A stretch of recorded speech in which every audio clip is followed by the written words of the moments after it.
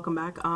Today I have yet another foundation for you guys. I know it seems like I'm ODing on foundation, and I kind of am, but that's because I'm a foundation hoarder, and also because, like, honestly, everybody's been coming out with new foundations. Like, literally everybody. I don't know what's happening, but I'm not mad. I'm not mad. The foundation that I'm talking about today, though, is actually not new. I think it's been out for maybe a little bit over a month now, and that is the L'Oreal Infallible 24-Hour Fresh Wear Foundation.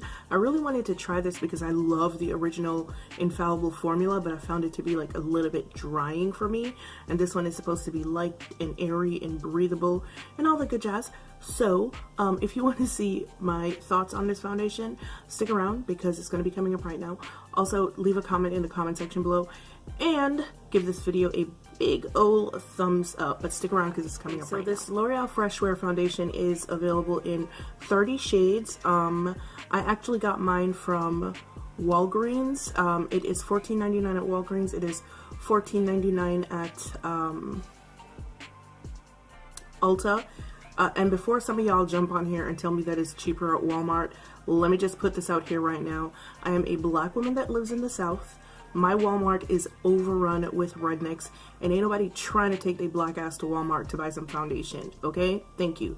That's it. Some of y'all really don't understand that not everybody could go everywhere. So yeah, I will not be going to Walmart to actually get anything ever, unless it's in the middle of the day and I'm accompanied by people. So getting that out of the way, I got mine at Walgreens. It was $14.99. Based on the color descriptions that I saw on the L'Oreal website, I could have gone for one of two colors. I could have gone for hazelnut or copper, but hazelnut wasn't available at Walgreens. Hazelnut is $5.10, but copper was available. Hazelnut doesn't seem to be really available anywhere, but copper was available, so I got copper, and I'm hoping that it is the right shade. Copper is number 515. Like I said, it comes in 30 shades, and let me just read what it says to you. It says, "Be unstoppable. Introducing L'Oreal's breakthrough longwear foundation with breathable skin technology. Infallible Fresh Wear 24-Hour Foundation provides medium to full buildable coverage that lasts all day and allows the skin to breathe. The formula's 3 oil absorbers resist sweat, water, and transfer. The ultra-thin liquid goes on smoothly to give a fresh, healthy-looking complexion that lasts. Color stays true and blends in evenly, so your makeup looks fresh all day. Non-comedogenic and formulated with SPF, this foundation is suitable for all skin types in 30 shades for every skin tone. Benefits up to 24-hour fresh staying power, long-lasting foundation with their most lightweight, breathable texture, waterproof, transfer-resistant, and sweat-resistant foundation." Well, basically everything that I just said. It says how to use. Okay, whatever. Alright, so like I said, I got the shade 515, which is copper, which it's kind of weird also because I'm like looking at the bottle, and I have been looking at the bottle, and the bottle doesn't actually have the shade name on it. It just has the number. So if you don't remember what your shade name is, you're kind of screwed. So this is what copper looks like. It looks very, very warm.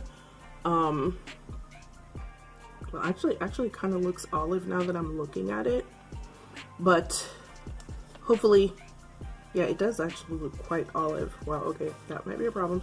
Alright, whatever. We're not going to judge the foundation based on what it looks like in a swatch. Okay, so like I said, I wanted to get the shade hazelnut, but I couldn't find hazelnut anywhere, and I went to 3 different Walgreens and nobody had it, so but we're going to try copper and see how it works. It is a very thin foundation. It's not like overly thick, but it's not like runny either. This is what it looks like. And I put 4 instead of the 3 that I normally put on this because of the way the pump works. It doesn't pump out a whole lot. So I'm trying to make up for the extra pump. The pump is actually really nice. I like the bottle. You get a full ounce in this. The pump is one of those pumps that, like, you know how most pumps you pump and it gives you like a whole lot? This one is like a very measured kind of pump, which is kind of sort of cool, I guess. But yeah, we're just going to go in with a damp beauty blender. I will be doing a wear test. I'm going to be doing a multiple day wear test like I've started doing again. But today is going to be the first day. Today is, I believe today is Wednesday. I don't know. I believe today is Wednesday, yeah. And the primer that I'm wearing today is the Tatcha primer. So that's the first primer that I'm going to be starting off with. So yeah, just hang out and I'm just going to get started right now.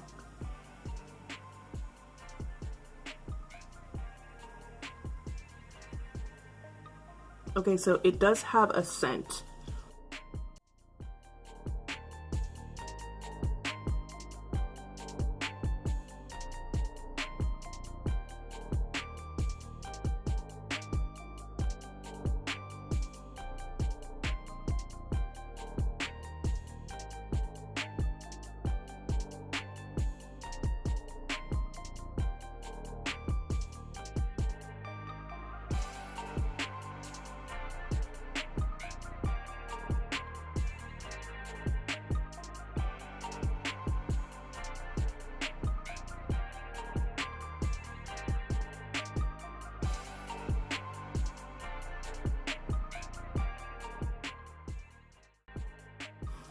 Okay, so here's my face, one side with the foundation, one side without the foundation. And I don't know if I'm wrong, tell me if I'm wrong, but I am seriously getting Dior Forever Undercover vibes from this foundation right now. It really does look and finish like my Dior Forever Undercover foundation, and I'm not mad about that. I'm not. So I'm gonna finish off the rest of my face, and then I'm gonna come back and let you guys know, what my first impressions are. For the last couple of days, I just probably spent like $18 buying drugstore mascaras because my ass is trying to be cheap, and they're all trash. I could have just added $4 to it and got the Stila mascara that I really like. But in any case, this is what my face looks like, and like I said, this is giving me Dior Forever Undercover vibes. I did look it up, and L'Oreal is not owned. Dior is not owned by L'Oreal. It's owned by LVMH, Louis Vuitton. But this still gives me Dior vibes, and the scent is that Dior scent. The difference, however, is that unlike the Dior Undercover, where the scent, like all Dior foundations that have that scent, the scent fades very rapidly. This one is still here, and I'm not really here for it. You guys know I don't like scents in my foundation at all, but I'm still going to do the wear test, and hopefully it will fade over time. But I do like the finish. Like I said, I've loved the Infallible line from the start, but it was just a little bit drying. This feels quite comfortable on the skin. I want to say I feel it on my skin, but I know that I don't actually feel it on my skin. It's the scent that's driving me crazy and making it feel like I can feel it. I'm weird like that. But yeah, I do like the color. Now, it looked very warm in the bottle when I went to pick it up. And it is still very warm, but it is kind of a warm with a slightly olive lean to it, which is something I've never seen before in a foundation, and I'm sure it exists. I've just never personally seen it myself. But this is what we have. I did actually go in and set it with Kunafa because it is very warm. It's more warm than I would normally wear, and even for my skin tone, it's a little bit too warm. So I did set it with Kunafa, and this is what we have. I don't know if I'm going to do a check-in later on. It's 2:30 now. I might come back later on tonight just to see how it holds up. But yeah, this is what we have so far. I'm liking it. It is a very beautiful finish of a foundation. It is very matte. It is quite matte. It's not like a satin matte or anything like that. It's just matte, but it doesn't look dry. One thing that I am noticing though is that I told you guys that my dry areas are right here and on my temples, and it's already kind of emphasizing the dryness here a little bit, and a little bit of the texture here and on my cheeks right now.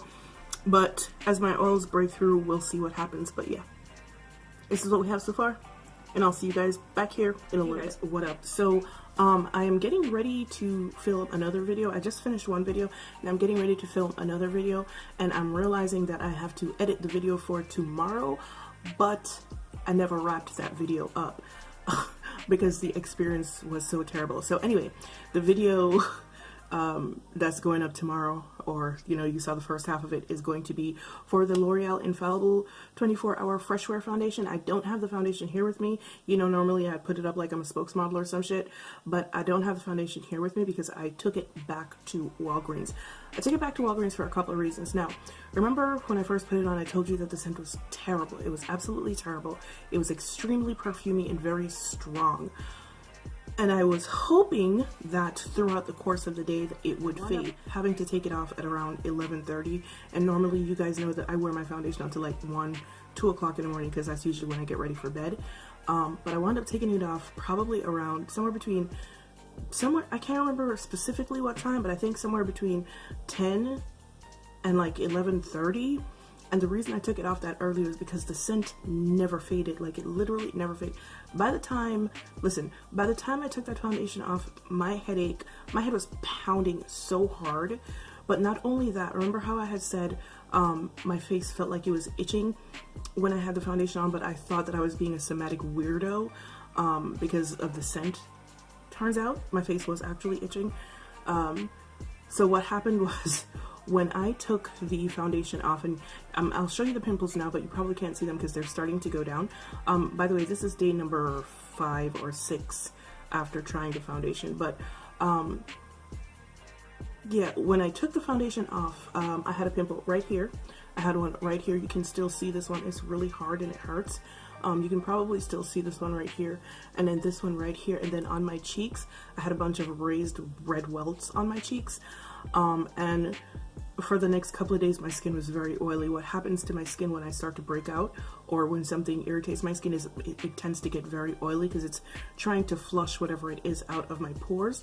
So I did have an allergic reaction to it because of the perfume. Now, as for how the foundation wears, like if you guys remember, when I put it on, it had right here started to show all the dry patches right there, and then it did show the dry patches on my temple as well. So if you have dry patches, it's going to show you dry patches, but beyond that, it just wasn't a pretty foundation. Like, it looked good on camera. When I was here, it looked really, really good, and then when I was looking at the playback, it looked rather nice as well. But then when I went downstairs and I looked at it in the mirror, it wasn't pretty. It really wasn't pretty. The finish is not what I remember from the original Infallible foundation. It just, I don't know how to describe the finish, but it just wasn't pretty. And it might have something to do with the fact that my skin had already started to react to it, or it might have something to do with the fact that the undertones were not the right undertones, because when I looked at it, I was like, nah, this ain't it. So me and the Infallible 24-hour fresh wear, we ain't gonna be friends. We're just not. Alright guys, thanks so much for joining me for this foundation review. I know it kind of seems like I'm ODing on foundations, and I kind of am, because like literally everybody's coming out with a new foundation, and those that aren't coming out with new foundations have expanded foundation ranges. So, you know. But anyway, thank you guys for joining me in particular. I appreciate it. Like, y'all don't have to come here because I'm a smaller channel, so I appreciate it every time you guys come back. And as usual, it's been real. It's been fun, and I will see you guys in the next one.